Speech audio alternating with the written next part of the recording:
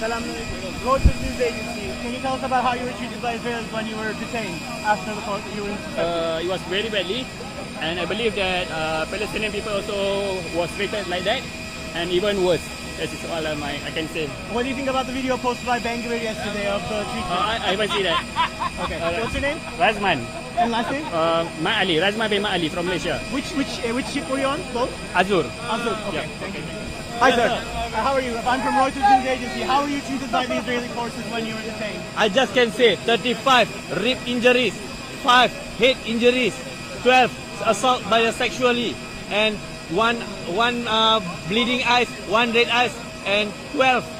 I forget one more thing. This is just for the humanitarian. You imagine what happened to the Gaza. Thank you. Did you see the video that Ben Gvir posted yesterday? What do you think? We don't have any. We just get connected with the world.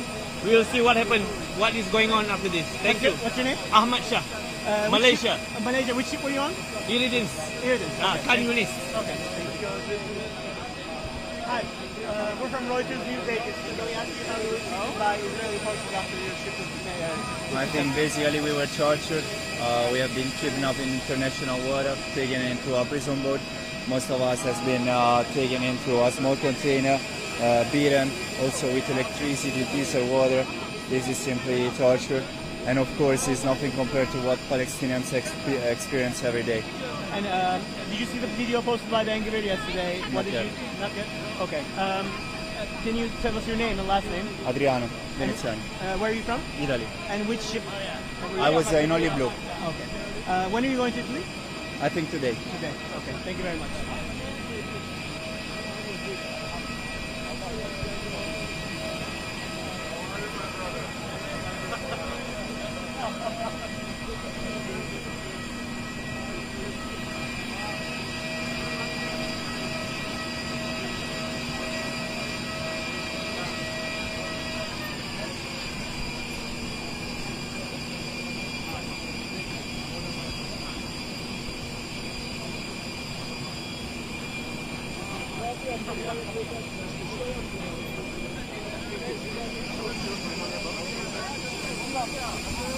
Hi sir, I'm from Reuters News Agency. Can you tell us about how you were treated since your ship was accepted? Yeah, sure. We were taken to a prison boat. 3 of them, I'm pretty sure. In one of the prison boats, 35 people suffered fractures to their ribs. People said there was at least 12 sexual assaults that took place. People were tased. Me personally, I was kept in cuffs where I can't feel my hands anymore. I was kicked in the ribs multiple times. I want to say all this just to lead up to the fact that we were taken to Qidsiya prison again, where Palestinians are held, over 10,000. If they can do this to us, what can they do to Palestinians? Truly. And if they can do this to a bunch of European American citizens from all over, take us into these torture chambers, these makeshift torture chambers on ships in the middle of the Mediterranean, and then take us again to a fucking desert prison, excuse my French. Like, what can they do to the Palestinians? We're a captive population. What ship were you on? Go to go. And did you see the video posted by Ben Gvir yesterday? I didn't. What do you think about the international reaction so far from... I don't have no idea what the international reaction is. I just got off this plane. What's your name? Alex Colston. And where are you from? I'm a journalist. I'm a contributor at Zateo. And like nationality-wise? United States. United States. All right. Thank you very much. Okay.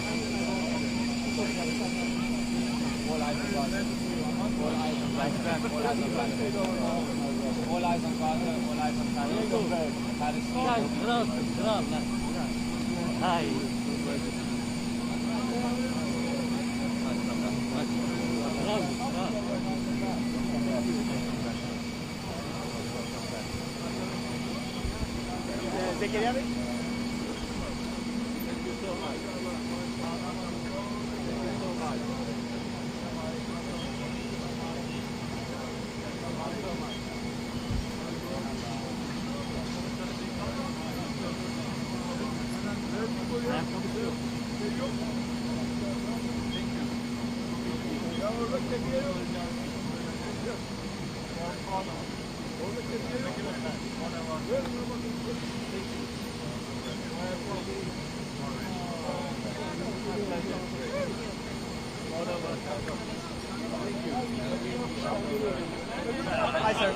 Can we interview you from Reuters news agency? I'm studying in Italy because Okay. in English is a little bit difficult. For Okay. All right. Thank you very much.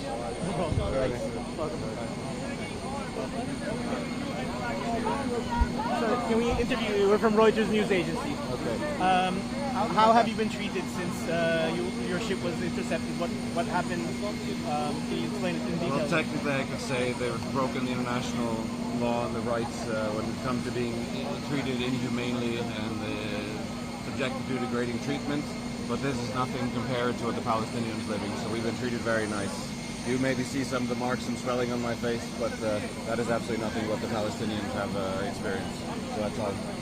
Ben Gvir posted a video of how the detainees were treated, and there was images of him like taunting people.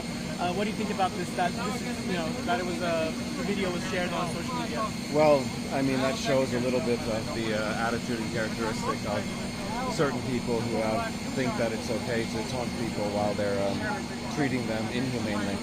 And Netanyahu said this isn't the way. Like he misrepresented Israelis in another tweet. What do you think about that? The fact that it's sort of sparked an internal.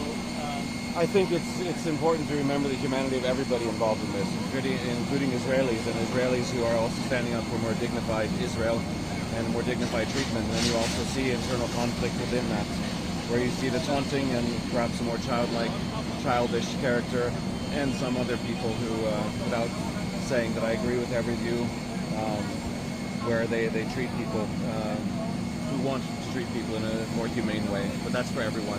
So when we seek peace, when we talk about humanity, we talk about humanity for everyone, Palestinians, Israelis, and whatever, and that's what I stand for, is humanity. Thank you very much. What's your name? My name is Chris O'More. And See it there. which boat were you on?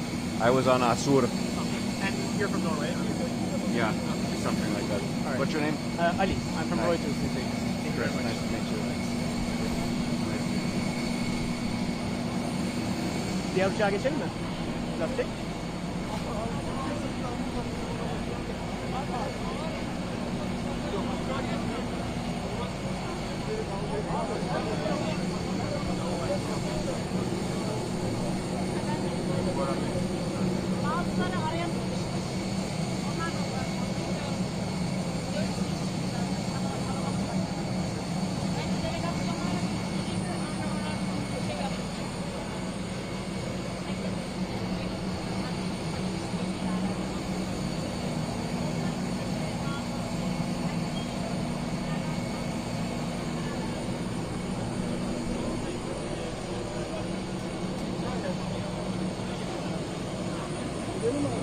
Zeynel abi.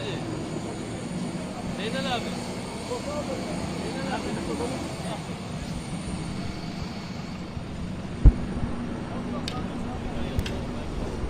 Orada var, orada var. Orada var.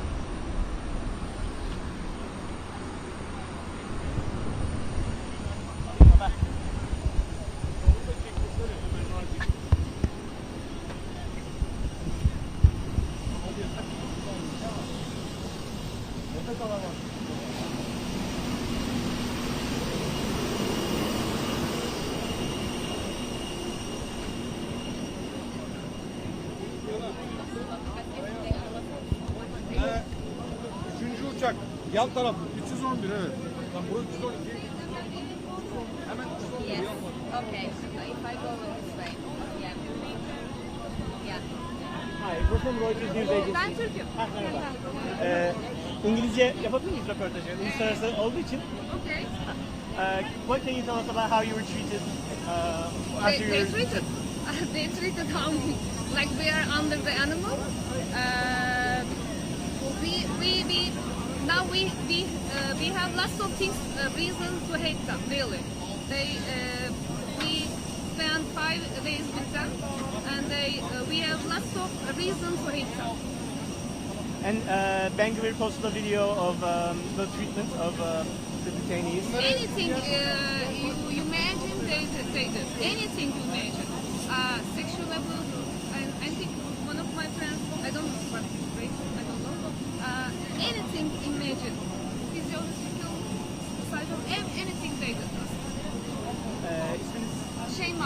Şeyma Daniel. I'm a doctor, cardiovascular surgeon. Hangi teknedeydiniz?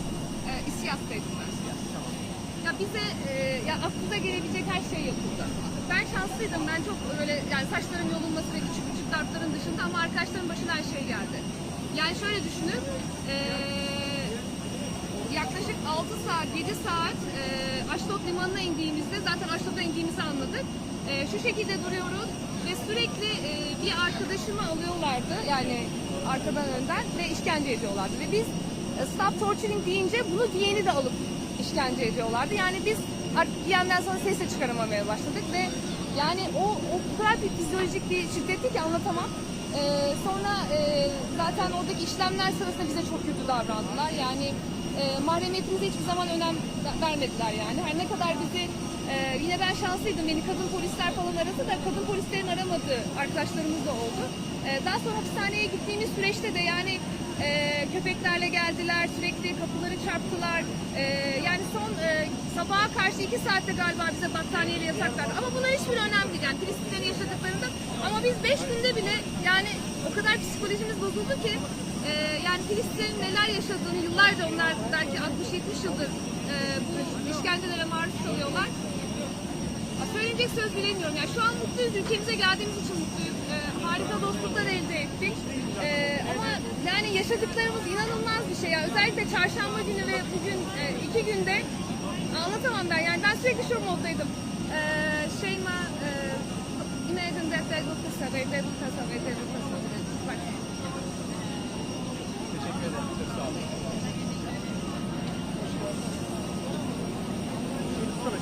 Pardon.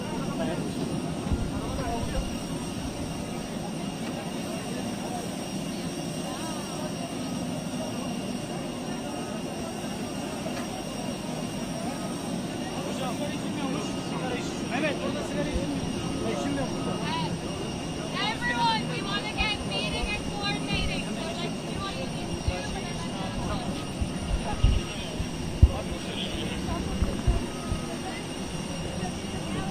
Sorry, do you guys Türk müsünüz?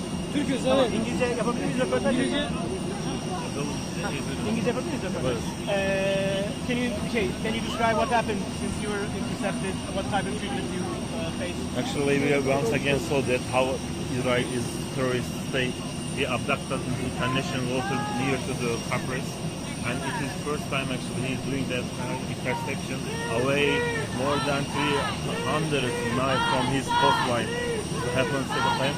Until this moment, they were always saying that they are protecting the red zone, which means 150 miles from the coastline of Gaza. But today we can see that they actually spread this terror in each country, and it is not only threat for the Palestinian people, it is threat for each Mediterranean state. We can see that, and this time actually I was in the last mission, and this mission I was here. We saw that actually they kicked many people, they shoot our colleagues, they broke ribs of more than 10 of our colleagues, friends and comrades, and actually they try to convince us to not try again something similar. But we are sure that in next month and in next year we will make something much more efficient, and we are much more confident to do something better from this mission and go away. We are not afraid of the Zionist entity, and all humans, all free souls knows what is actually Israel, what kind of terror they are doing in this state, not only in Palestine, in the whole world. İsminiz neydi? Huzeyfe. Huzeyfe Küçükaytekin. Küçükaytekin. Tamamdır. Çok memnun oldum. Hangi teknedeydiniz acaba? Biz Barbaros gemisindeydik. Çok teşekkürler. Sağ olun. Tamam.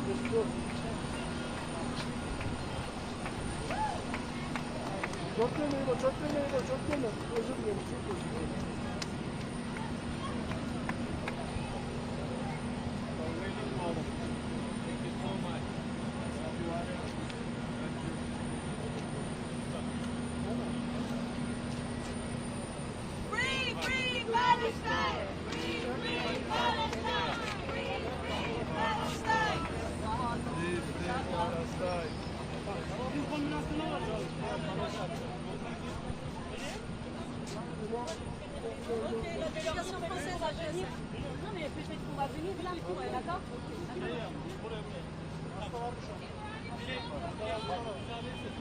Do you want to do an interview for Reuters?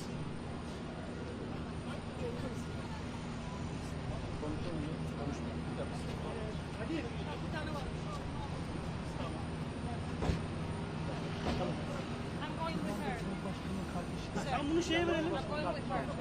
Ece'ye verelim. İrlanda Cumhurbaşkanı Partisi. Murat nerede? Barbaric. What they did to us was nothing. We suffered nothing. And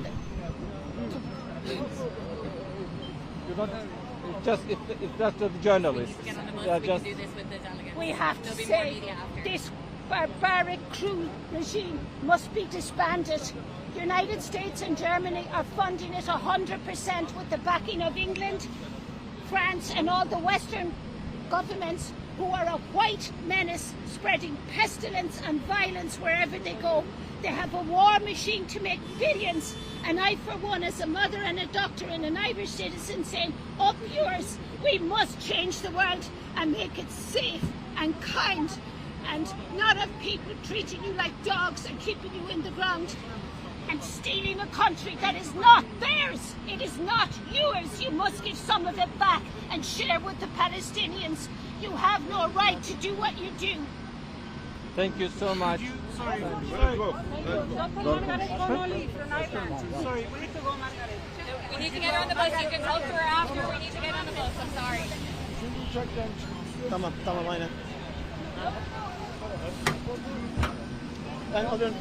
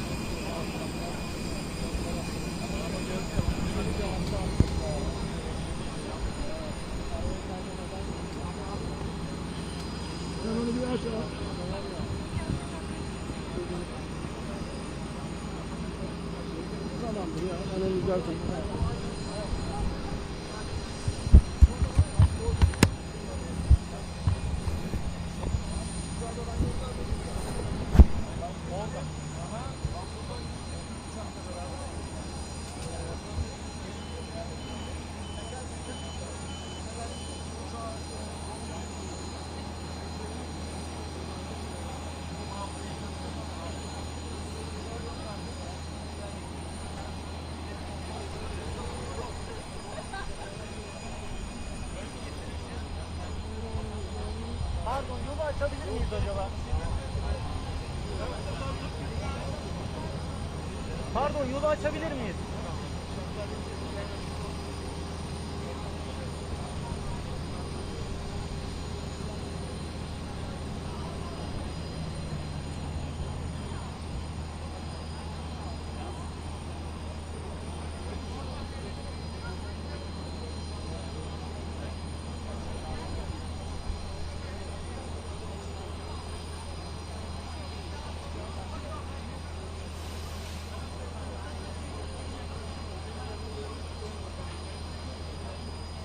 Araya mutlak tuttan mı girdi?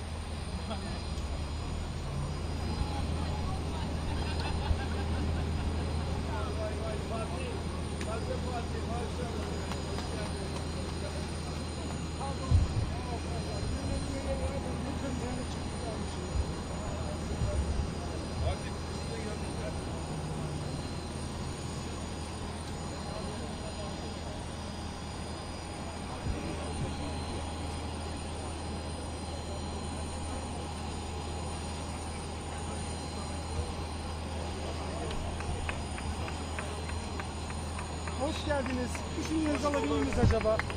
Arkadaşlar, çok kısa şunu söyleyeyim. Bizim yaptığımız işin en temeli kahramanlık falan değil. Allah'ın bize nasip gazeteci arkadaşlarımıza şöyle arabaya gidiş açabilirsin. bir şey yapabilme fırsatımız vardı. Biz Allah'ın bize verdiği bu fırsatı kullanmak konusunda tarihi kullandık ve biz bunu kullandık. Bütün insanlardan şunu istiyoruz.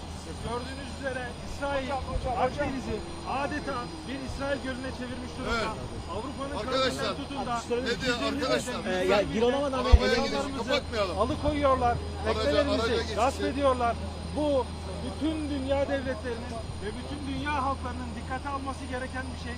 Çünkü bunu şimdi dikkate almadığımızda yarın gerçekten hukukun üstün olduğu, insan haklarının olduğu bir dünyayı yaşamamız mümkün değil. Burada dikkat etmemiz gereken en önemli olay sadece Gazze'deki abluka ya da Filistin'in şeyi değil, muhtaciyeti ya da mağduriyeti değil. Burada İsrail'in saldırganlığına dikkat edilmesi gerekiyor. İsrail artık bütün dünya için kanserli ve zararlı bir uldur. Bütün dünyanın ve uluslararası kuruluşların İsrail'i durdurması için acil harekete geçmesi gerekiyor. Teşekkür ederim. Fatih var olur.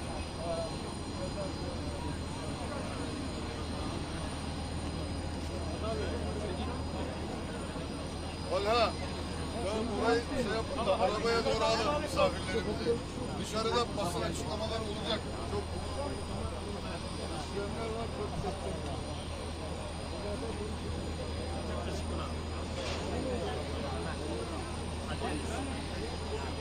Onu düzgün bir yere alın arkadaşlar. Birbirimizi yemeyelim. Şöyle alalım mı? Oraya al, oraya al. Direkt önüne al. Tamam. Abi gitmeden direkt buraya al. buraya doğru gelecekler zaten arkadaşlar. Şey yapalım burada tutalım. Ali, tamam. Ali sen de mikrofonları alabilir misin? Biraz uzakta tutsanız herkes daha rahat alır. Sen de ver. Tamam.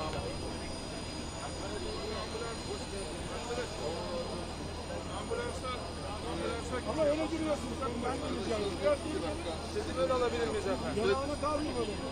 Ömer Bey merhaba. Ömer Bey merhaba. Kalk, ayağa kalk biraz. Neler hissettiniz? Ateş açıldı ilk teknenize. Neler yaşadınız? Biraz Buraya bakarak, buraya bakarak. Yani üzülüyorum. Gazze'de bizi bekleyen masum bebekler vardı. Ve masum insanlar vardı. Bu insani yardımı oraya ulaştıramadık. Bekleyenleri belki hayal kırıklığına uğrattık ama bütün dünya olarak, Türk insanı olarak vicdanımızla elimizden geleni yaptık. Şunu söyleyebilirim. Dünyada birçok ülkeyi gezdim. İnsanlarla karşılaştım ama İsrail'de bize işkence eden, İsrail güçleri mutanta uğramış insan dışı varlıklar. Merhametten yoksun, vicdandan yoksun. Lanet olsun diyorum. Elimizden geleni yaptık ama maalesef ablukayı geçemedik. Bebekleri mutlu edemedik, masum insanları mutlu edemedik. Ama pes etmeyeceğiz, güçlüyüz, cesuruz. Buradan bütün Türk halkına, bütün dünyaya, bizleri yalnız bırakmayan devlet büyüklerimiz, milletimiz, halkımız ve siz basıncılara çok çok teşekkür ederim. Evet, işkence boyutunu pek anlatmak istemiyorum şimdilik. Feci şekilde dövdüler. Yani şöyle söyleyeyim, sadece ben 27 İsrail askeri tarafından dövüldüm. Bundan sorun değil. Pek göstermek istemiyorum bunları ama benim üzüldüğüm, ben bu işkenceye 1,5-2 gün zor dayandım ve ayakkabı dahi vermediler. Her şeyimi yırttılar. Bunu yıllarca Gazze'deki insanlar, masum insanlar yaşıyor. Onun için ben acımı unuttum. Akdeniz'in hukuka uygun yerde, uluslararası sularda İsrail'in bizi tavşandan daha kolay avlar gibi avlarken, hukuka aykırı bizleri işkenceyle, silahla saldırırken dünya devletleri bunu ne zaman görecek? Neden tepki gösterilmiyor? Daha ne yapılacak? Bu insanlara bu şekilde bizlere işkence edilirken tepki verilmezse İsrailliler bunu maalesef mübah görüyorlar ve bunu artık suç işlemeyi doğal görüyorlar. Lütfen bütün dünya ayağa kalksın.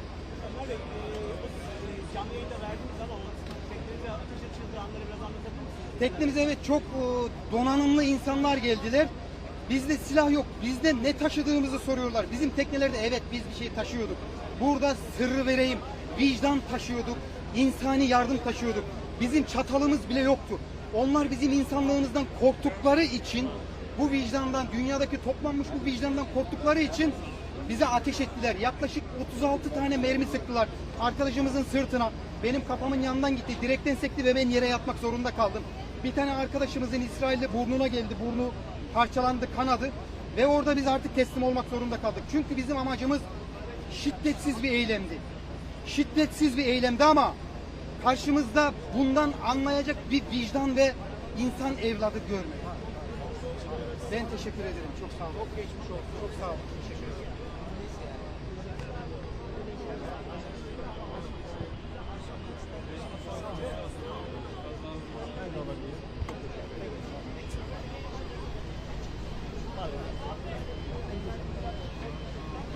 Şöyle bizim yanımıza alsak. Şöyle. Çok teşekkür ederim. Şöyle.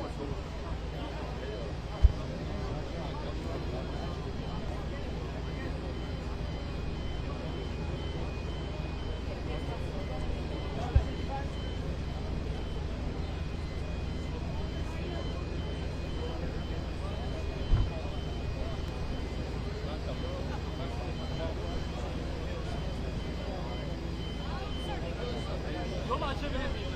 Yani şurada bir zamdan. Şu otobüsü alacak. Birazdan şöyle gelebilirsek direkt otobüse yöneldik. Siz de şöyle gelin isterseniz. Oradan daha rahat. Yolu kapat.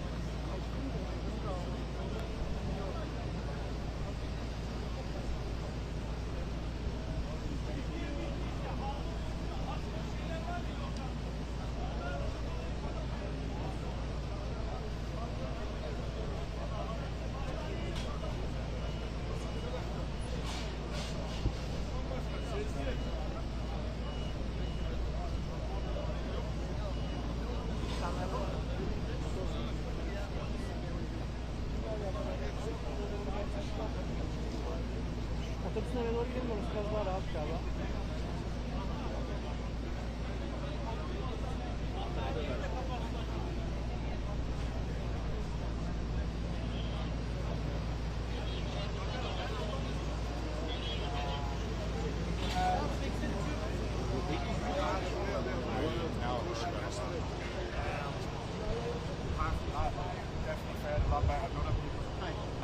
We're from Reuters. Do you want to do a short interview about what you experienced?